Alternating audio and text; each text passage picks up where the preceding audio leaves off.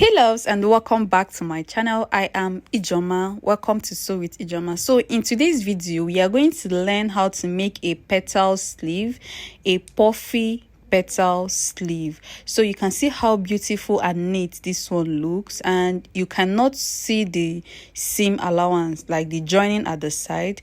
You cannot see it, so I will show you guys how to cut and how to sew and finish this sleeve properly.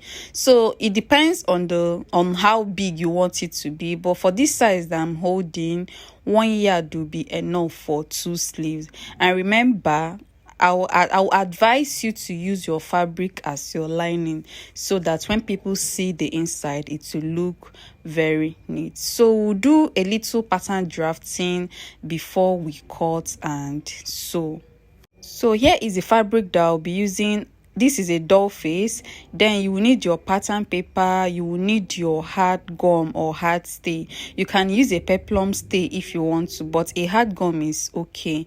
So it depends on the fabric you are using. You can use any fabric for this. If you are using a lace, you will have to double your lace with your doll face lining. So first of all, I will fold this pattern paper. I will not cut it the way we cut patterns. I will fold it as if I'm cutting out on a normal fabric. So I will fold my pattern first of all. Then from the upper part of this pattern, I will come down by 3 inches. The first thing that you will do is to come down by 3 inches from the upper part. You can even come down by 4 inches if you want, but 3 is okay. Then that place will be your starting line. This line that I'm marking right now will be your starting line for this sleeve. And then from there, you will measure the full length of your sleeve. If you want your sleeve to be short, you can do that. If you want it to be long, you can do that as well, but I would suggest 11 inches. 11 inches should be the longest you will make. So mine is 10 inches plus 1 inch for seam allowance. That is 11 inches, and that will be my full length. So the next thing that we do right now is to measure the width of this sleeve. So I want this sleeve to be free. I don't want it to be fitted. So I made it 18 inches. 18 divided by 2 is 9, plus 1 inch for seam allowance, 10 inches. So it depends on how wide you want your own sleeve to be. So I measured 10 inches. Then at that starting line that I marked, I came in by 2 inches because I'll gather this sleeve a bit. I came in by 2 inches. Then from there, you will make your curve, and your curve will reach to that 10 inches area. You can see it is wide, so that I can gather around my shoulder when I'm joining it to the armhole. So I have connected my 10 inches line. The next thing that I will do is to add a cap to it, like add a puff to it. That is the reason why I left that 3 inches that I left earlier. So I will connect from there down to the normal curve that I have before. You can see that this sleeve is pointy now. It is very pointy now, but if you want it to be more than this, fine. The next thing that I will do is to cut out, and after cutting out, I will open up this sleeve that I cut. Then I will draft my petal shape from it. So after cutting, you will have to open it up. That's why I said that you should cut your pattern on fold. So I have opened up right now. From the center of this sleeve, you will cross the other side by 5 inches. From the center, you will cross by 5 or by 6, depending on how you want them to overlap each other. Then you will subtract your 1 inch allowance. Remember, we added 1 inch allowance for seam allowance. Then you will connect from that area where you marked 5 to that 1 inch seam allowance, and you will cut out. That's why I marked this line. So right now I will cut out the remaining parts. I don't need that part. So I have gotten my petal shape right now. The next thing that I will do is to cut it out on my fabric. So I will fold and I will place. So when you cut this out, you will have 2 of this. You will have 2 of this sleeve. So I'm done cutting them out, and please remember to notch the center. It is very, very important. Remember to notch the center.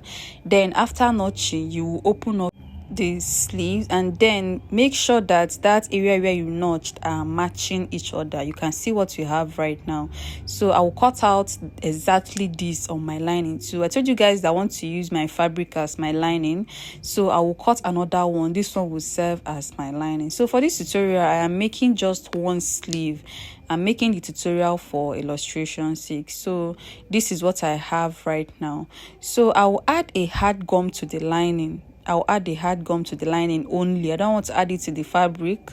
You can add to both of them, but I added to the lining only. So this is the one that I added the hard gum to. This is the lining part.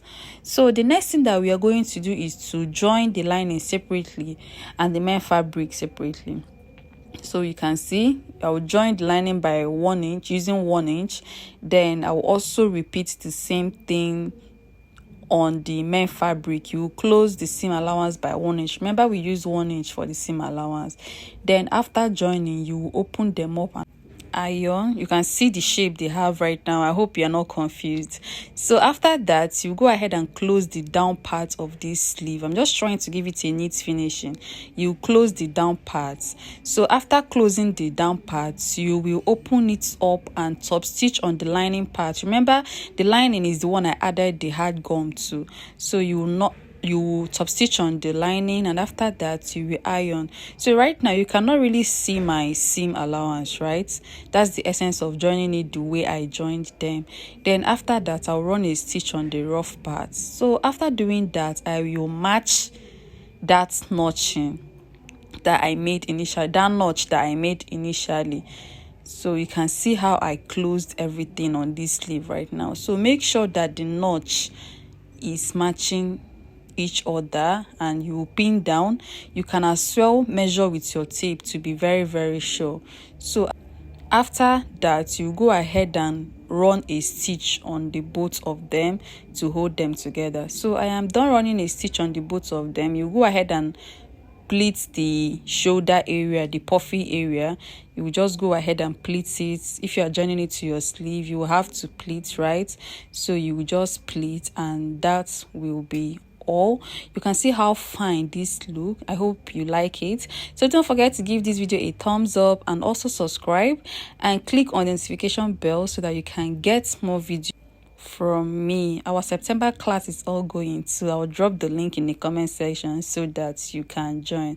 So thank you guys, and see you all in my next video. Bye.